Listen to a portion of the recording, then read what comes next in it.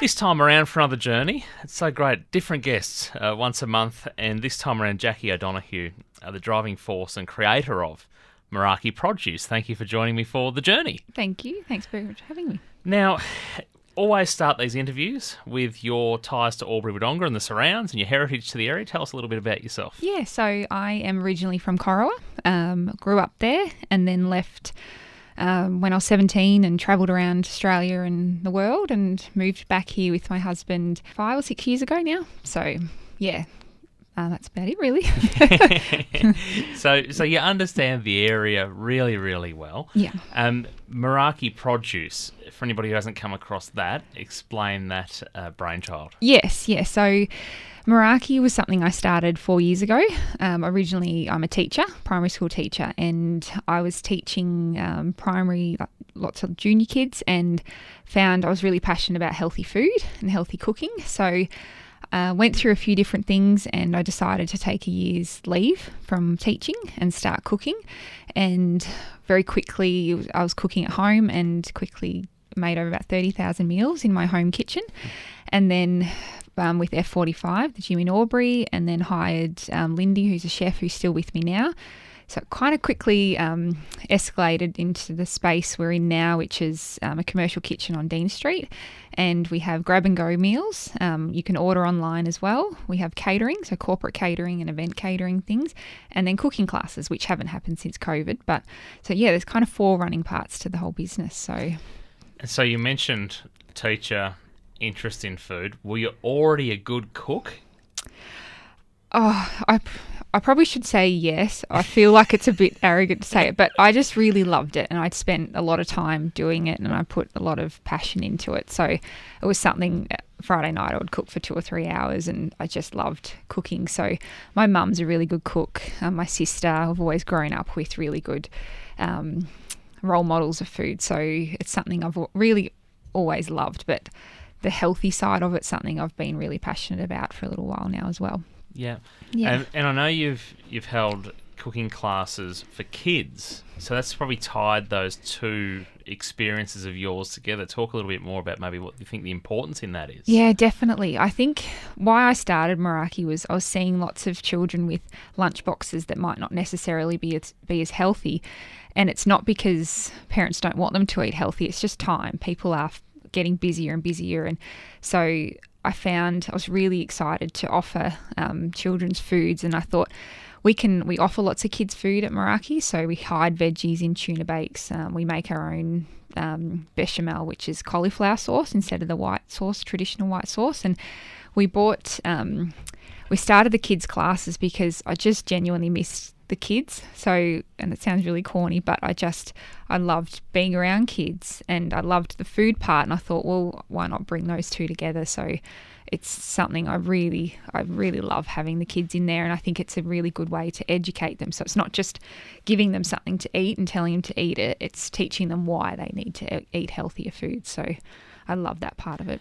I'd imagine through kids coming to a class, maybe some parents are learning a little bit along the way as well. Would that be the correct assumption? Yeah, definitely. The parents drop them off, and then we give them a recipe book, and I always ask the parents if they can tell me what recipes they're making at home. Like if the kids are going home to make them, we try and make them as easy and simple as possible, but things that they want to make. It's not really high-end kind of cooking. I want them to enjoy cooking, and and parents are telling me they're learning different knife techniques because we do teach the kids how to use a knife properly and all in a safe environment. So yeah, the parents have been telling me a lot of things and having parents message me during the week with photos of like customers that have the kids are eating their food, like eating our food that has cauliflower in it, for example, and the kids hate cauliflower, yet the parents are like, we've never got them to eat this, and that kind of thing just makes me so happy. Sounds like a very rewarding experience. It is. That's what I love about it. Yeah.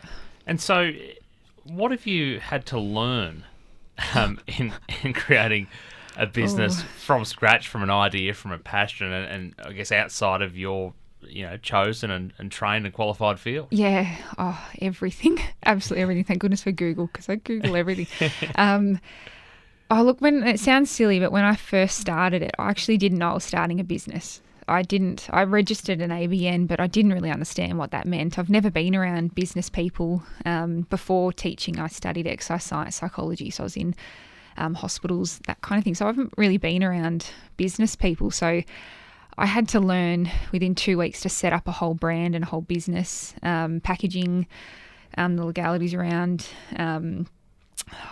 public liability insurance, just all. And I'd literally just Googled all of these things and then learned and just called a lot of people. I just kept calling different people to find out as much information as I could for free without having to pay for consult. And then, then going through to then hiring staff, employment contracts, paying, wages, super, like just so many things that you just don't know you need to know it until you have to do it. So there's so many things I've had to learn. So it sounds like a very accelerated learning curve. Yep.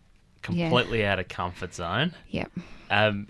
Is that something you'd naturally do, is jump out of the comfort zone, or is that something that you've had to sort of overcome as an obstacle? Yeah, good question. I think both. Like, I probably didn't realise that I did do things out of my comfort zone, but I've learnt that growth only happens for me a lot of the time when I am out of my comfort zone. So many times I'm just learning and I'm understanding, yes, this is something I've never done. This is out of my comfort zone. I've had to do that so much more and more often now. So embrace the nervous feeling. Yeah, and know that it's something I'll learn from it, and if it doesn't go well, then that's okay. Like I had to do it, so I've had to have a go, and if it doesn't work, I'll learn for the next time, kind of thing. Now, I know as we sit here, the accelerated learning is probably still continuing. You mentioned about it started off as it was a passion. It's only 4 years ago, very sort of quick to where you are now. Paint the picture of how many staff you have now and then what you're about to do. Yeah, so from being in my home kitchen to then having Lindy, who's a chef, start with me out at Lavington Sports Ground. They were really incredible and let me lease their kitchen out there. And then we moved to Dean Street. So we've now got 6 staff with us who I credit to our success, because without the team, there's no way I'd be doing what I'm doing, and the support network we have. And we found we've grown quite quickly, but what we provide is quite labour intensive because everything's fresh, handmade. We make all our own pastes. We don't add any additives or anything. So it's really labour intensive, the amount of food we're prepping. And having online and catering, we're often running 4 or 5 menus a week as well. So at the moment, for example, the girls are packaging probably 300 meals today, and the space we're in at the moment is quite small. It was only designed when I first leased it was for 2 of us, so there's now 6 of us in there. So we've now had the opportunity and looking at different spaces we're going to actually be moving to a new development. We're going to be building actually around the corner from here at Sadie Lane, and it's a big jump. It's probably it's probably 2 jumps ahead of what I was planning, but because of the Meraki model, it is half kitchen, half cafe. So we want people to come in and see us cooking like they do now. So you can come in and talk to chefs. The chefs will serve you. It's not all hidden behind a wall. You can see everything, and you can talk about the nutrition value of the food and things. So I wanted a kitchen that can scale. It can have as much as what we need, like a really big cool room, because everything is so fresh. But yeah, and they can also have coffee now. Like we haven't got coffee at the moment, so you can come in, sit down, grab a meal, still grab and go, but you can sit by a fire, have a coffee, have a warm soup or something, and there's a little library. You'll be able to sit and read a cookbook and things like that. So it's very different. It's very daunting, very nerve-wracking, because I'm in the planning stages of that now.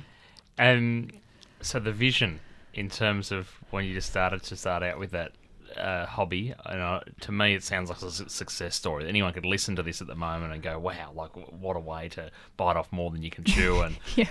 It sounds like you're still going though. Like at what point does Meraki sort of meet what you had in mind for it? Have you got a ideal point, or does that keep changing as things just happen to be learnt? I think I'd be worried if it did. I used to think I just want it to stop because I can't stop thinking, and I thought, I just want it to just stop for a little while. But I learned, and probably with COVID as well, that it's not, I don't want to stop, and I don't want it, I feel like I'd go backwards if I'm not evolving. So it's definitely, the vision has always stayed the same in what I want to achieve, but how that vision looks is kind of evolving. So we've definitely got lots of plans with what we want to do, and that keeps evolving and changing as opportunities arise, I guess. So away from Meraki for a bit, let's talk about you personally, because it's always good to try to unpick what makes a success story work, because it's the hours that we hear. The common theme is the hours that people don't recognise, as you've described, the things that you've got to learn. How do you think other people would describe you? I think determined, hardworking, and quite focused, to the point that it can get a little bit obsessive. Also, I do like to have fun. I do try and bring, because it is the culture I'm creating at the workplace. I want something different to than what I've experienced. I want people to really enjoy and be passionate about work. So I'm very passionate about what I do, and I want other people to experience that too. I guess I'm pretty committed to what I do as well. I'm trying to think how else people describe me. I think that'd be about it. So when you aren't working and you're trying to switch off and not think about domination, what do you find yourself doing? Any hobbies or volunteering or anything like that?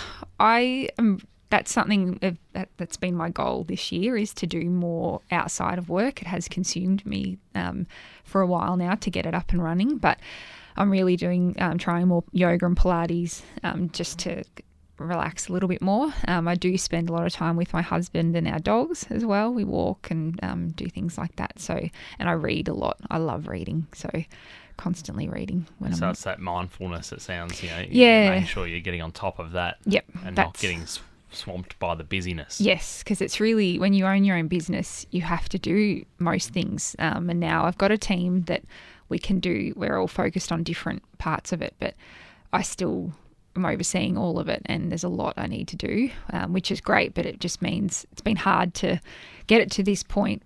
I have to have had to do everything, so it's now trying to pare it back a little bit and be a bit more mindful of that. So I have no doubt that you might have some role models, or you mentioned you like reading. Reading, is there anyone that you admire?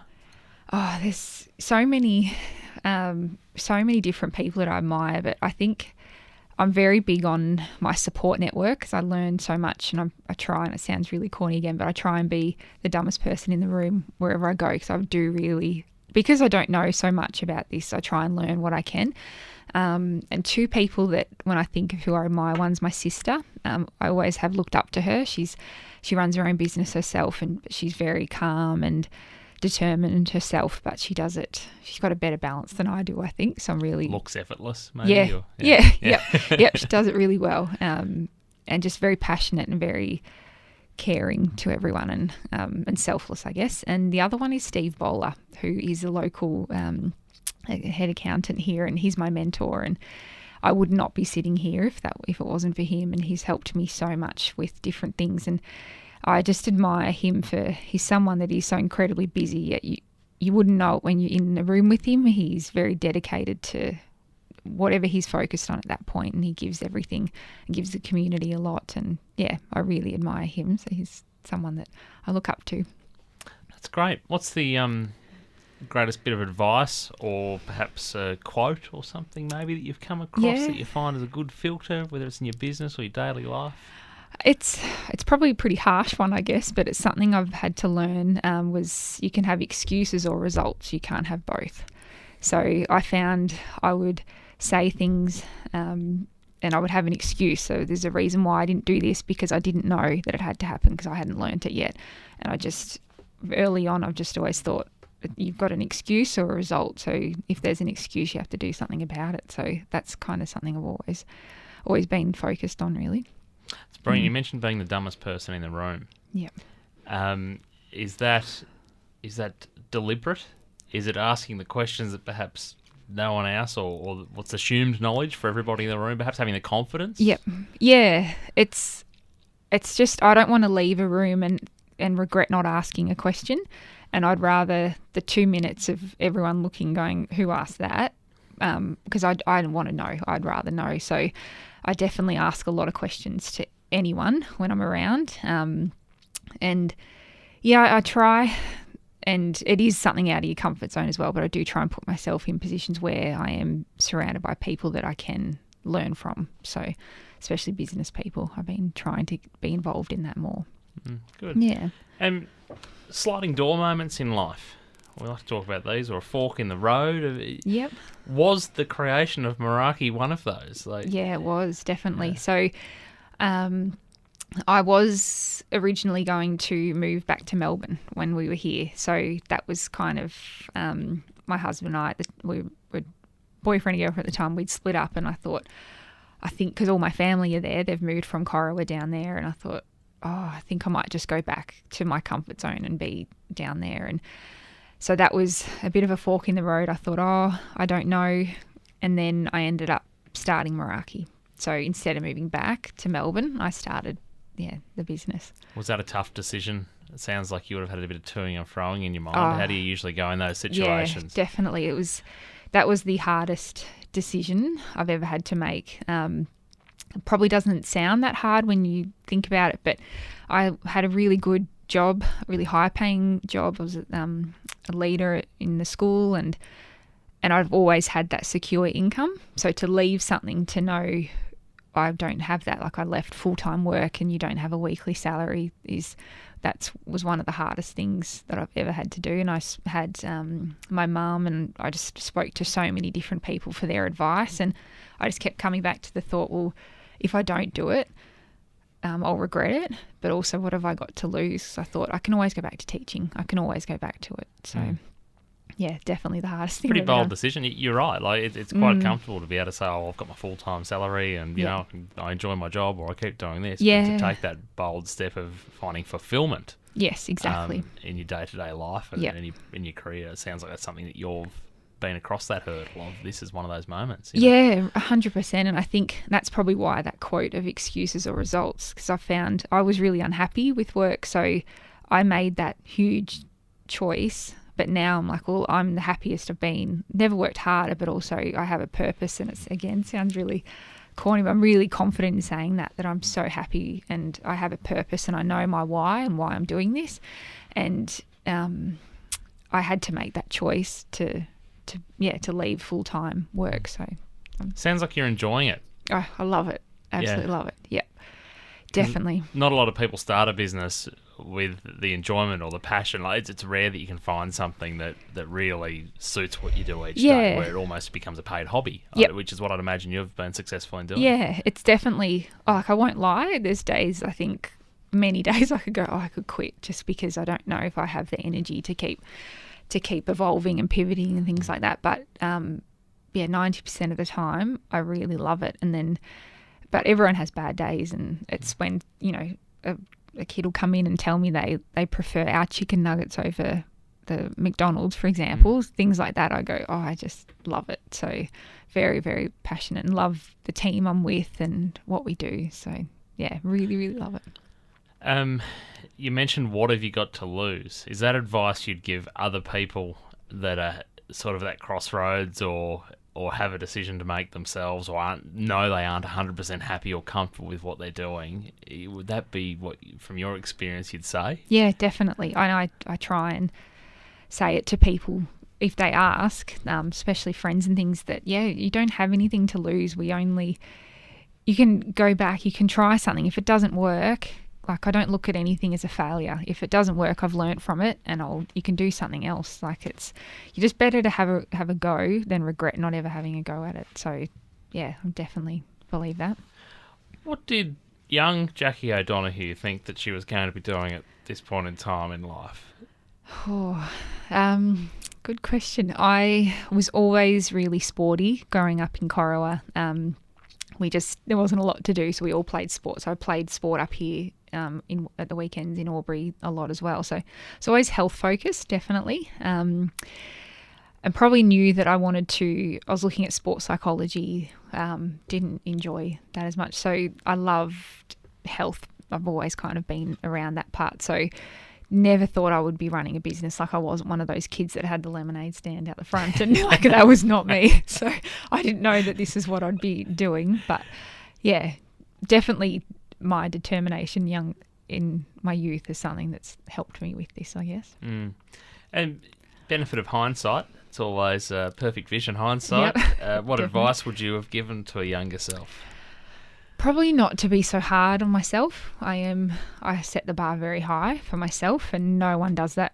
It's just I put that standard on myself. So probably to go a bit easier and to stop and smell the roses a little bit more, I guess, because it's only now that I'm really trying to, I think, there's so many things that have happened that I just have been too busy to know that even happened. So you might have hit a milestone and you just keep going back to work. You're like, I just want to make sure I would tell my old self to really enjoy the whole process, not the ending. To just enjoy Celebrate getting there. the wins. Yeah. Acknowledge the losses Yeah. along the way. Yeah. And know that's what ultimately drives you to where you end up. Exactly. So let's talk 2020. Yes. COVID-19. And I know you've sort of mentioned in there so far about pivoting Yep. your business and things like that, and the fact that you can't do ultimately what you loved doing, which is having kids and cooking Yep. classes and what have you. Yeah. What have been some of your take-homes of that global pandemic experience? Yeah, I guess it was a bit of a blur, but it also was really slow last year. So when Meraki's had changed so much because we were adding catering, we were adding cooking classes, and it felt by about April last year or end of March that we'd finally started to settle a little bit, and I knew what the business each month, what we were doing and how it was all going. And then overnight COVID hit. It really felt overnight, and for the 4 parts of our business, 3 completely went. So we had lots of catering booked that was cancelled overnight, cooking classes were all cancelled, and our grab and go in store. So everything kind of changed really quickly. So for me, it kind of taught, my takeaways from COVID were that I learnt, one, that we had other avenues of income. As a business, we didn't solely rely on one thing. And I look back at 2 years of getting those 4 things up and running were incredibly hard to have 4 businesses in one, really. A lot of work to do it, but we lost 3. It still meant I had online. I'd already had online set up, and that was made a lot easier through COVID because we already had that up and going. So it showed that those 4 parts could work. COVID taught us that, but also it just taught me to simplify and focus on just the things that we do well and the things we enjoy, and not worry about anything else, and not worry. I think in business, you do look at other businesses and what they're doing, because Albury is, they say Smallbury as well. So it's natural because you don't know what you're doing. So you can look at other businesses and things. And COVID, it taught me really quickly what my why was, what my purpose was. And in COVID, I just went, this is what we do. Let's just do it well and not worry about what others are doing, and just enjoy what we're doing. So that's been a huge, huge takeaway for us for COVID. We know that obviously, and it sounds like you've had the soul searching, you've had the devastation of lost work from what you were aiming towards. Suddenly the goalposts aren't the same as what they were. But that's not just you, it's globally. Everyone tries to wade their way through that. I've always tried to stick to the positives throughout this. So in terms of what is it that we gained? What have we learnt? What have we appreciated? What have you found? Yeah, definitely. COVID, we were very quickly, we thought, because we a customer shop, we face customers every day, and that's what we love, but it became really quite disheartening because people were really negative. Everyone was, it was just, that's what happened with the pandemic, and we just thought we need to focus on the positives, and it meant more time because I didn't have weekend catering, I had more time with my family, and now I'm learning that's what we focus on. We focus on what's important to us. So that's a huge positive we've learned from it, and one thing I want to take forward as well. Yeah, and so do you think there was a shift in values as well at the same time? Yeah, definitely. It wasn't I worked a lot, but it's not the most important thing. So what's your new normal look like now? You sort of touched on this early in the journey, where you're starting to shape that, and obviously you've got the growth of the business still happening and the changes of location coming up and things like that. But has COVID helped you find a new normal? Has that helped you to that point? It has, yeah. We've definitely, the new part of focusing on what is important, and I guess, like I've said before, just simplifying, not not taking on more than we have to and just doing what it is that we enjoy. Keeping things simple really is what, and focusing on our vision and our mission for the business. And that's, literally what COVID has taught us, to be able to do that and not keep trying to do a million different things. We always get to these journeys. We talk about the individual, perhaps what they're known for, and then we just have a bit of fun. Yep. Right. So, so we're at the fun part. Yep. Like it. And there's no right or wrong answers to Yeah. any of these questions throughout this session. But the oldie but a goodie, if you were to invite 3 people to a dinner party, dead or alive, who would they be? And I just want to add this one specifically for you. Yep. Are you cooking for them when they come? So one, definitely not cooking. No. I definitely, I'd be ordering in or going out for dinner. Oh, good question. I would, my go-to is always Pat Rafter. So just for many different reasons, but I love his values, and we grew up loving watching him, and I just thought how he held himself, and he's nice to look at too, which helps. But and then Russell Brand, who I find him very, very different, very eccentric, but also just his values and what he sees I just like the way he sees the world. Very Almost different. a little abrasive. Yeah.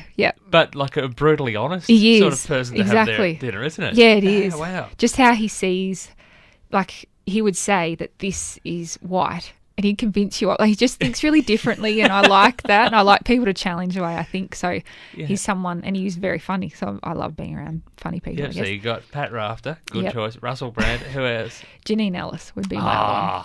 Yeah. Boost Juice and Shark Tank and every other thing that she touches and turns to gold. I know. She's just, I would know what she's going to say before she says it, because I follow her a lot, and I understand. I've read everything. I watch a lot of her things because I value how she has approached life and business, and she kind of goes in, bites off more than she can, and that's similar to me, I guess. And just really down to earth. I really like her, so she would be my other choice. That's good. This is almost another one right up your alley. Sweet or savoury? Savoury. Yeah, definitely. I'm not really a sweet tooth. I love savoury food. Good. Yeah. And then on a weekend, I know we've discussed in depth, what you're trying to achieve, but on a weekend, any given weekend, what will we see you doing? So usually I'll be working in the shop on a Saturday catering. So we're not open, but I'd be catering, but I'm trying to step back. I've got Beck, a staff member, doing that now. Grocery shopping, and then going for a walk, go out for brekkie. We try and go for brekkie each week somewhere different, and out for dinner, enjoying different places, and just walking with the dogs and reading in the sun. That tends to be what I... Breathing. Yeah. Yes, exactly. Trying to just chill out a little bit. That sounds like something that you've learnt through lots of trial and error is important to you. Yes. Jacquie O'Donoghue, Meraki Produce, it's been such a fantastic half hour or so sitting here with you. Really appreciate you just being so open right from the get-go and helping share your story, and really do wish the best for you for the weeks, months and years ahead. Thank you. Wherever you may go. Yeah. Thanks for being part of the journey. Thank you. Thanks for having me. I really enjoyed it.